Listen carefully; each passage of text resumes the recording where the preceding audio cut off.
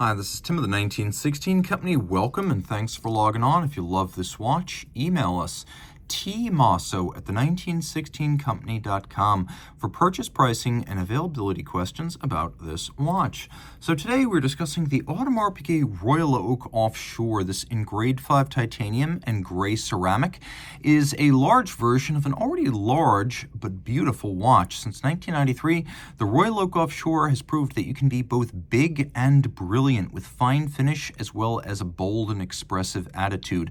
It's the full package. It is, however, a large package. Though made here of sapphire, titanium, and ceramic, and thus light, it has a big wingspan. 44 millimeters in diameter. The watch measures 14.6 millimeters thick, which actually isn't all that thick. But lug to lug, it's got a big case, 55.7 millimeters, and from end link to end link, the total lateral distance across the wrist is, wait for it, 58.9 millimeters. So this is a big watch.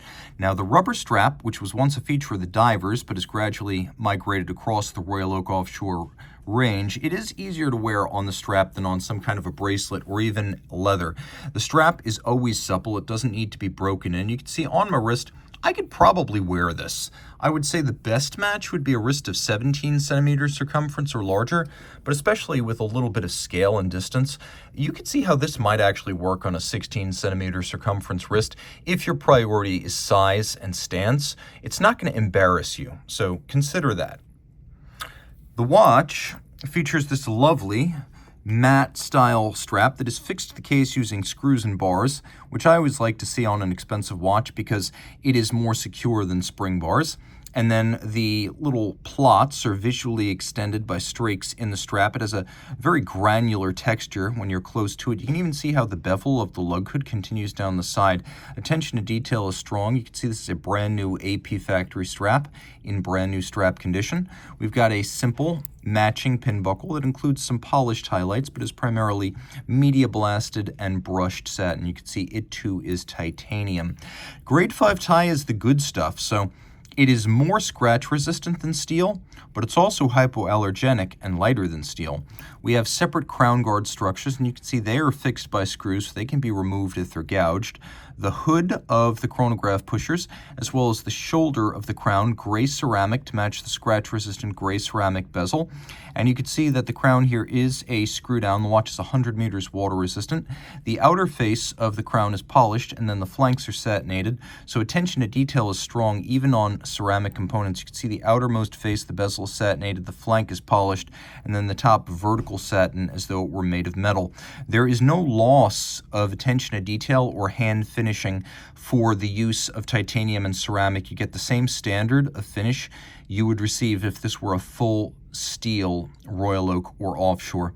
The bezel gasket, always a prominent feature of the Offshore, is present and correct. We have the hexagonal bolts, and they are bolts that ring the dial. And because they're bolts, these slots can be aligned all the way around. That's how that's possible. They are steel. On a Royal Oak Offshore, they're steel. On a Royal Oak, they're gold. The dial is the Mega Tapisserie. It is the large hobnail, the largest hobnail. The Petite Tapisserie, that is what you'll find on the Jumbo, and the Grand Tapisserie you'll find on the, for example, 15500, 15510. So this is the really big one with a combination of an anthracite color and the largest possible city blocks, as I often felt this looked like you were looking at a city grid from overhead. White gold indices, white gold hands, and logo, the idea being they will never oxidize or tarnish over time. We have an elevated rehaut in the form of a blue metallic tachymeter scale. The idea here is that with the chronograph, you gauge the speed of something like a race car over a kilometer. That's what the numbers mean. You start the kilometer, you start the chronograph. You finish the kilometer, you stop the chronograph. 400 kilometers per hour, that's how that works. Now, the watch does feature lume. No shortage, you can easily read it in the dark. And because this is a modular movement, the base caliber, which is below the superimposed chronograph, the base caliber is down at the bottom, which is why you have this deeply sunken date on most traditional offshores. And if you look really carefully, you can even see that the centers of the chronograph pushers are slightly higher than the center line of the crown. We have the rounded octagonal shape designed by the original Royal Oak designer Gerald Genta in 1972. It was envisioned as a tribute to a vintage diving helmet that he really liked. 1993, the modern Royal Oak Offshore, created by designer Emmanuel Guet. He kept the essential design language of the original Royal Oak, but he made it much bigger and more insistent. We have a subtle tone-on-tone with the anthracite and blue sub-registers, each of which has a small polished chaptering. Flip it all over, manufacturer caliber.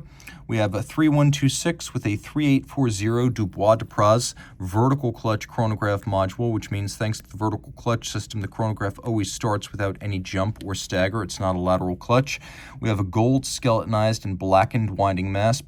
We have bidirectional winding, about 50 to 55 hours of power reserve. We have stop seconds and a quick set date, a 3 Hz beat rate, shock resistant with a full dual anchored batwing style balance bridge, and a Gyromax style free sprung balance. And then all of this pivots on 54 joules, the high joule count due to the base movement and the module on top. Finish is high grade, a judicious blend of mechanical and manual. And it is pleasing to the eye and pleasing under the loupe. So if you own this watch, it is worth buying a loupe to fully appreciate those fine finished elements.